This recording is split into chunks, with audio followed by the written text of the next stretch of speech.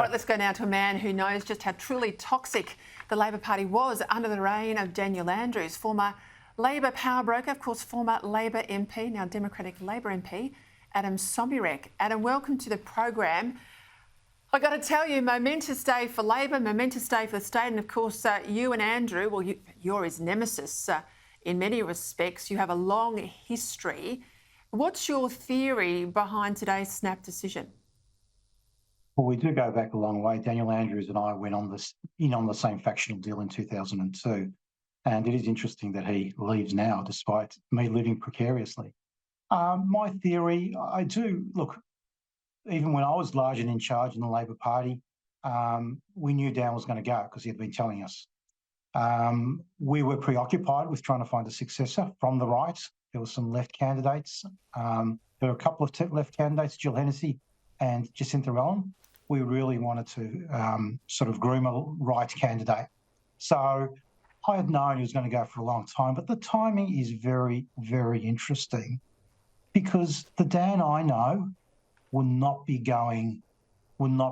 sort of fleeing from a war situation. We've got ground zero at the moment. Him leaving now will be very hard to take. It's like a general leaving the field of battle. I would have thought the Dan that I know would have hung around another year and helped fix a few things on the edges and say that I've fixed the problems of the state. I've steered people, Victoria, through the pandemic and left. So the fact that he's going right now, I find very interesting.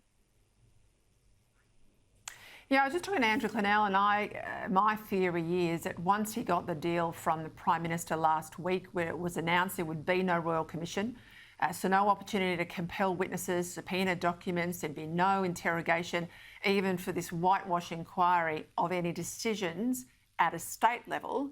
Well, he's protected now. All the secrets of COVID will be buried and stay buried.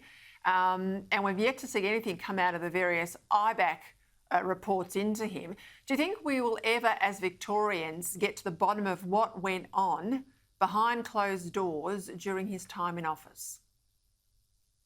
These things always have a way of coming out, don't they? I think in the fullness of time, everything will be revealed. In the meantime, we could do nothing but speculate. But again, I've known Dan for a very, very long time, and he would hate the fact that he's going out now with Victoria being such a basket case. So what is he pushed Adem Somyurek, do you think? No, he had complete control of Victoria.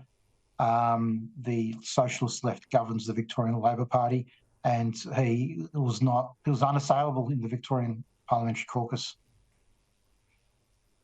What do you make of Andrew Clennell's comments that the caucus rules require 3 clear days from the time nominations open before a ballot? He has signalled he's gone in 24 hours.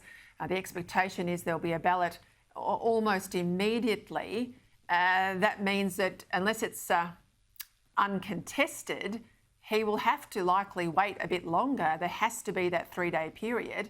How do they get around that rule? And if there will be a contested ballot, we're assuming it's Jacinta Allen and most likely Ben Carroll.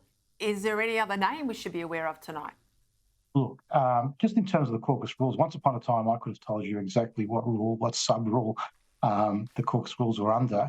But there's another thing actually worse than that. Half leaders now in the Victorian Labor Party, since 2013, I think, have to be elected 50% by the membership of the party. So it's a long process, and the deputy leader assumes the leadership of the party until the leadership challenge has been sorted. So there is a long, convoluted Adem, let process. me just jump in there, though. That's only if it's contested, isn't it? Because federally, when it was contested under those same rules, you have to go through that process. But if it's not contested, as we saw after the 2019 loss for Bill Shorten, Anthony Albanese got it without the party membership vote. That's what will happen here, won't it? Yes. So there's a deal. Look, Jacinta's got it. Jacinta Allen's got it. Ben's a great guy, and I think he'll be really competent. But the rights are irrelevant at the moment. They've got no leverage at all. The left only if they extend some courtesy, might inform the right on what they're going to do. But the left caucus will determine who the leader is going to be and who the deputy leader is going to be. And I presume the left caucus has done that. So, so Daniel's not much of a process person, and that's pretty much how he governs. So he's actually gone straight to the outcome of what's going to happen tomorrow. Just quickly, what do you think he'll do next? Dan Andrews. I don't know what he'll do, but he spent a lot of time. There's nothing worse than a socialist left apparatchik that comes into contact with a bit of money.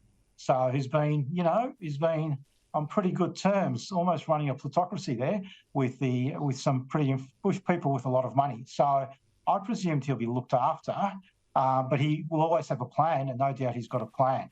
I think Dan Andrews will be remembered as probably the best campaigning premier in history, but probably the worst administrator of a premier in Victorian history.